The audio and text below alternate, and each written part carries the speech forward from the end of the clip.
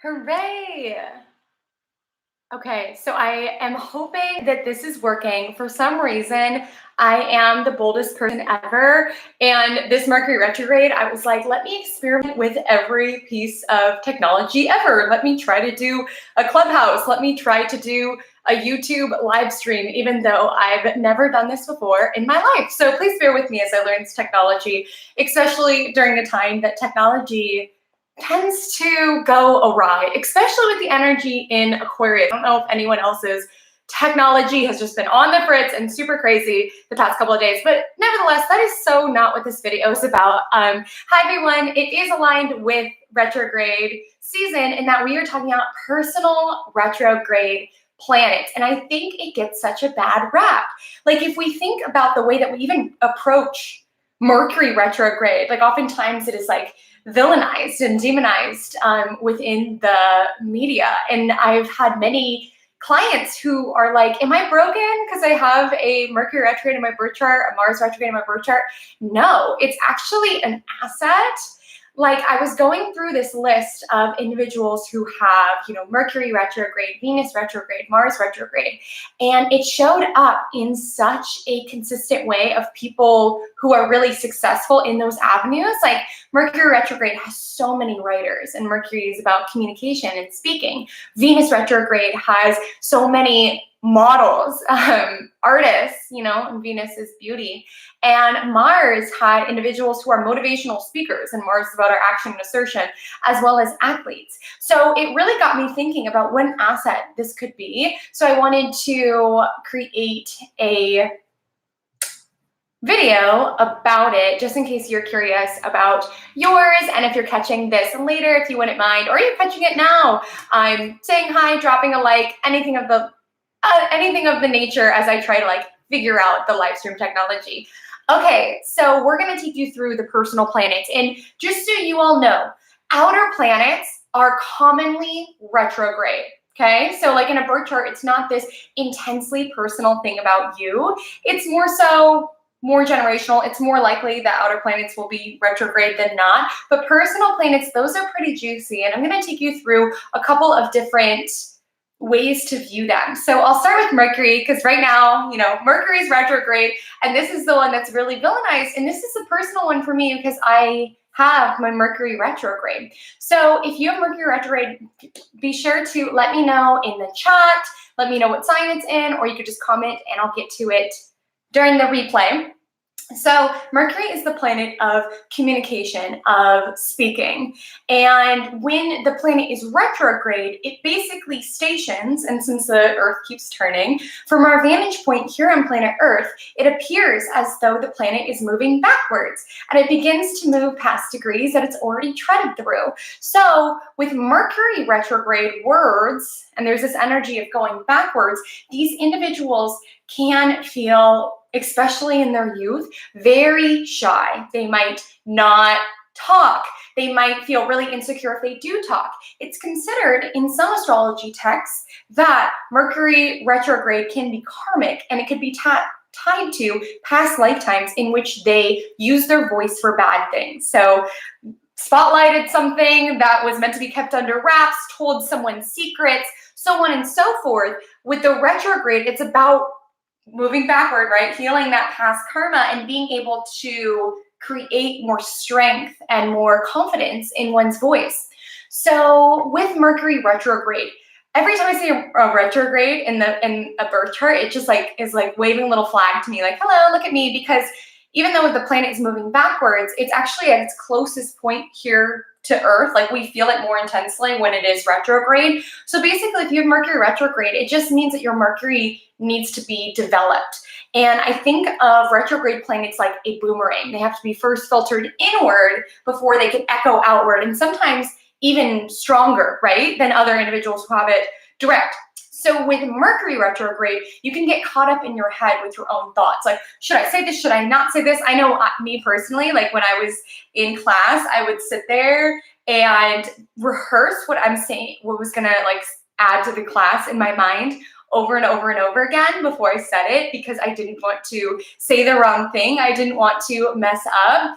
And Mercury retrograde internally think about their words. And if we consider the karmic theory, this would be because they spoke out of turn in past lifetimes, revealed someone's secret, or just did something nefarious with their language in past lifetimes. So in this lifetime, they're meant to approach their Mercury, their words, with a little bit more tact.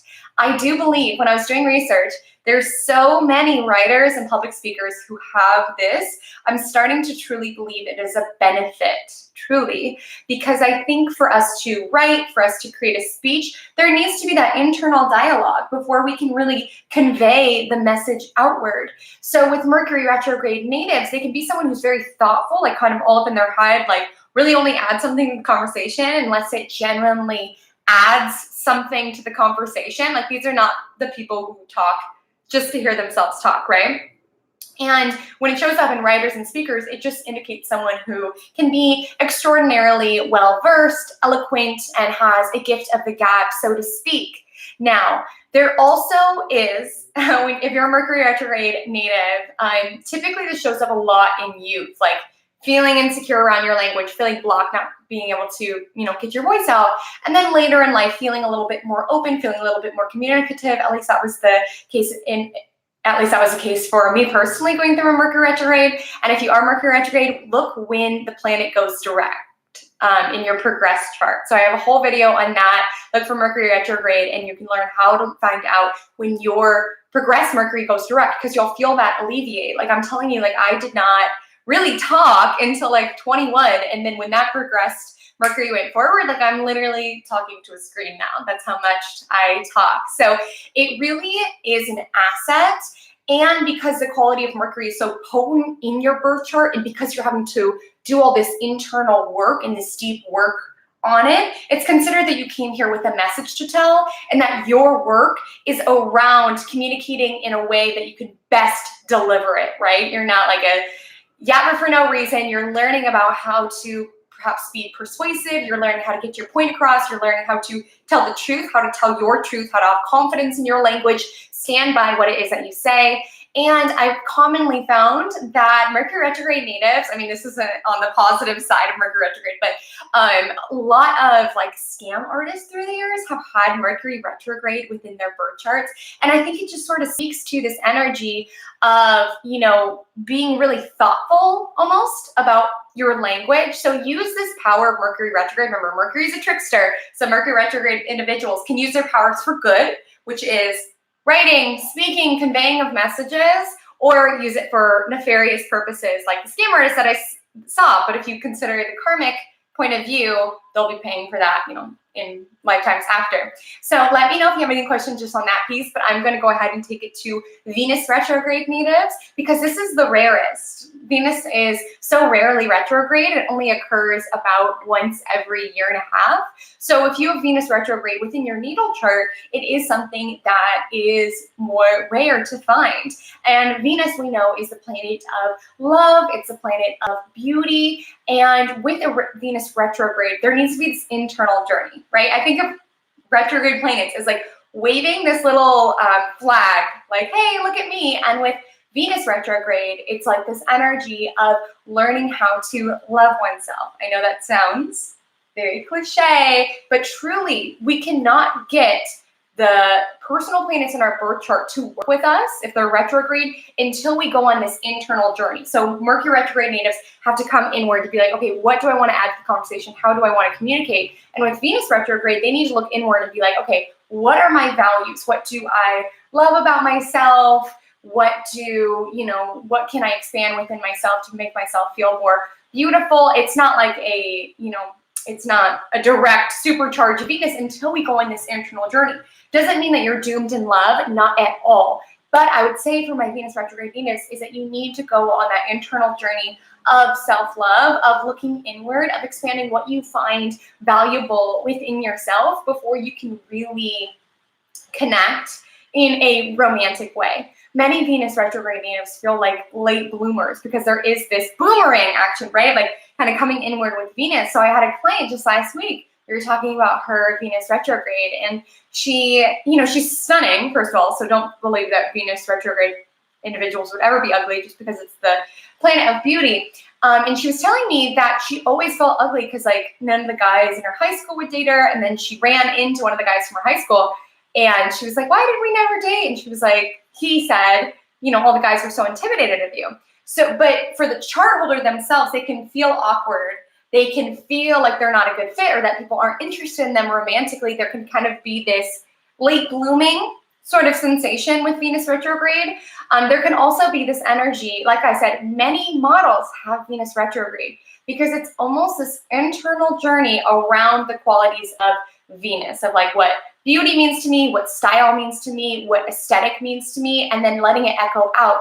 And I should have mentioned this with Mercury as well, but retrograde indicates a different way of looking at things or a different way of exhibiting that planet's power. So with Venus retrograde, it's like the sort of energy of like wearing the thing that everyone else is scared to wear, or rocking the look that no one else is going to. It really infuses the planet with a lot of creativity and kind of one-of-a-kindness. That's why, just jumping back a little bit, Mercury retrograde natives tend to write works that are very, very innovative, very unique. It almost, some interpretations, some texts will talk about it as like, it's almost like right brain, left brain. Like if it's direct, the planet moves in a very kind of linear way. Whereas if the planet is retrograde, it's kind of like a zigzag. Like for Mercury retrograde natives, they might think things a little differently, find different things funny, process the world a little differently. Venus retrograde natives might find different things beautiful, different styles appealing.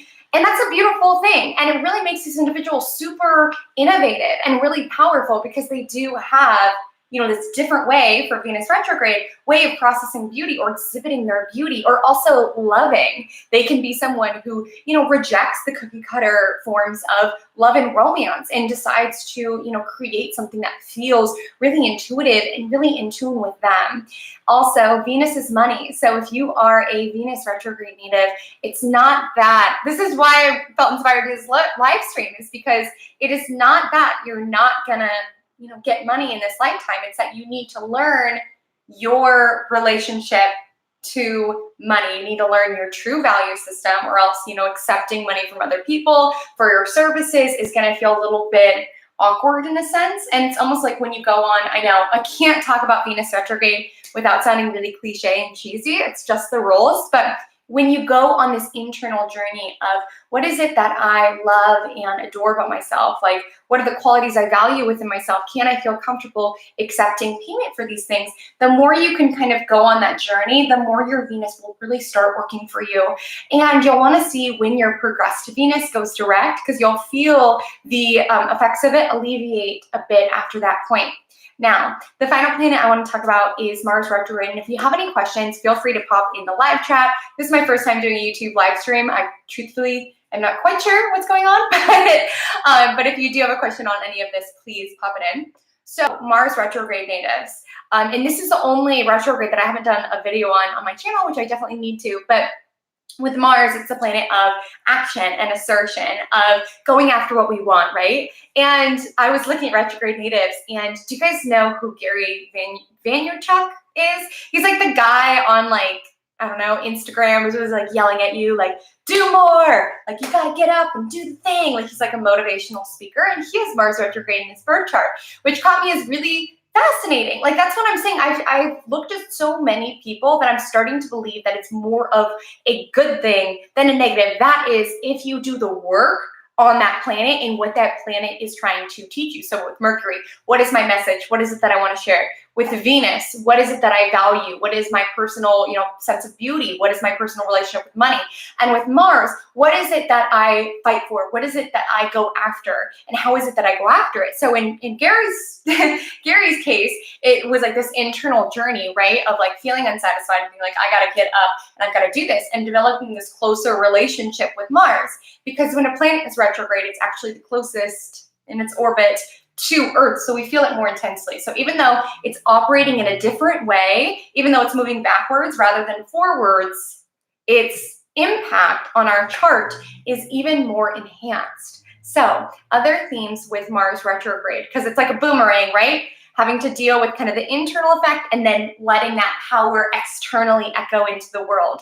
So with Mars retrograde natives, they can really struggle with standing up for themselves or going after what they want. Like they don't really get things in a linear fashion. They kind of like zigzag to get to their, their what it is that they're going after. And with Mars retrograde natives, they could even struggle with like bullying when they were younger, or really just have a hard time sticking up for what it was that they wanted. Like they could have felt like, it's not safe to be proactive. You just need to take what life gives you, and that is that. So they could have felt very, very powerless, but they are not. They're very powerful because the energy of Mars retrograde forces them to dig deep and to inform what their Mars is, what it is that they are passionate about, what it is that they work towards, what it is that motivates them, that gets up, in the morning. They do have a strong Mars, but it's about learning internally what it is that they want their Mars to be about, what it is they want to be passionate about, what it is that they want to work towards, until it's able to